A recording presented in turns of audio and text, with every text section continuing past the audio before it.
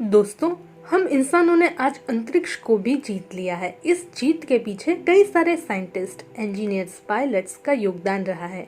पर इन सब के साथ हमें जानवरों को भी नहीं भूलना चाहिए। कई सारे जानवर अंतरिक्ष में गए हैं, जैसे कि कुत्ते, बंदर, चूहे। आज हम उसी के बारे में बात करेंगे। लाइका स्पेस मिशन करने वाली पहली जानवर है। ये वीडियो देखने के बाद आप लाइका के बारे में प्राउड फील करेंगे। जैसा कि हमने किताबों और न्यूज़पेपर में पढ़ा है लाइका के बारे में, पर क्या लाइका सच में एक खुशनसीब थी? साल 1950 से 1960 तक स्पेस में इंसानों को सुरक्षित भेजना तब के साइंटिस्ट के बस की बात नहीं थी, इसलिए जानवरों को भेजा जाता था। 1957 में जब लाइका 3 साल की थी, तब वो रशिया में आवारा कुत्तों की तरह ही अपना जीवन बिताती थी।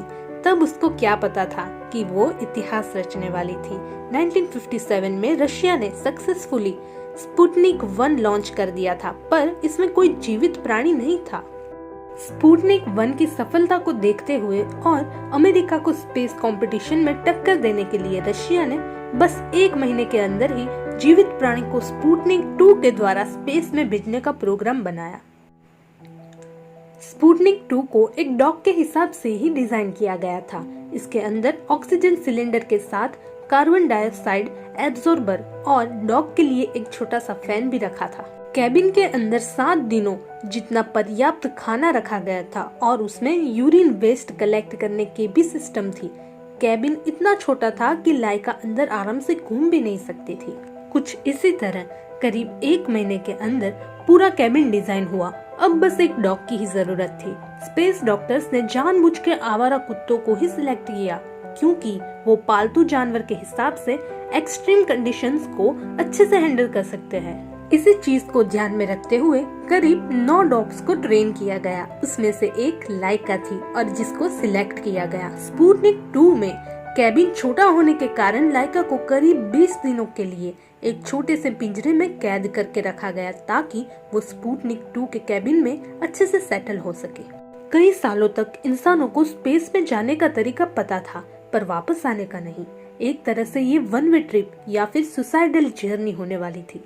लाइका के अलावा सबको पता था लाइका मरने वाली है, इसलिए वहाँ के एक साइंटिस्ट ने लाइका को एक रात के लिए उसके छोटे बच्चों के साथ रहने दिया, ताकि जिंदगी के कुछ आखिरी पल वो खुशी खुशी बिता सके। अब अलविदा कहने का समय आ गया था, इसलिए लाइका को एक स्टील की चेन से कैबिन के अंदर कस के बांध दिया, ताकि वो ज्यादा मूवमेंट ना कर सके। और बस उसी पोजीशन में उसे कैबिन में करीब 60 घंटों के लिए रखा गया, ताकि वो अच्छे से सेटल हो सके। आखिर में 3 नवंबर 1997 लाइका के स्पेस क्राफ्ट को लॉन्च करने का समय आ गया था। तब उसके कैबिन को आखिरी बार बंद करते समय एक साइंटिस्ट ने उसको गले लगा के अलविदा कहा और खुद रोने लगे। फाइनली स्पेस शटल लॉन्च हुआ और लॉन्च होते ही कुछ टेक्निकल फॉल्ट के कारण स्पेस शटल अच्छे से परफॉर्म नहीं कर सका। शायद 1 महीना एक स्पेस क्राफ्ट को बनाने के लिए कम था। टेक्निकल फॉल्ट के कारण लाइका के कैबिन का टेम्परेचर बढ़ने लगा और लाइका की हार्ट रेट 105 होने की जगह 220 तक बढ़ गई थी।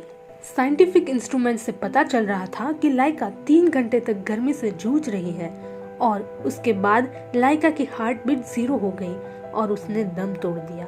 और उसकी मौत के बाद उसी सिचुएशन में स्पुतनिक 2 162 डेज तक स्पेस में रहा और लगभग 2570 बार अंतरिक्ष में पृथ्वी के चक्कर लगाते रहा। और इसके बाद 14 अप्रैल 1998 को स्पुतनिक 2 अर्थ के एटमॉस्फेयर में आते ही मरी हुई लाइका के साथ ब्लास्ट हो गया। 2008 में रशिया की सरकार ने लाइका के सम्मान में एक मूर्ति बनाई। मूर्ति कुछ इस तरह से थी कि एक रॉकेट के ऊपर डॉग खड़ी है, यानी कि लाइका खड़ी है। ये वही जगह है जहां लाइका को ट्रेनिंग दी गई थी। दोस्तों, ये तो हुआ स्पेस का किस्सा। आज भी दुनिया में कई जगह पर रिसर्च में जानवरों पर एक्सपेरिमेंट किए जाते हैं। तो दोस्तों, आपको क्या लगता है, इसमें कुछ गलत हो रहा है? कमेंट बॉक्स में अपनी राय जरूर लिखें। अगर वीडियो अच्छा लगा हो तो लाइक करें और ऐसे ही क्यूरियस वीडियोस देखने के लिए चैनल को सब्सक्राइब करें।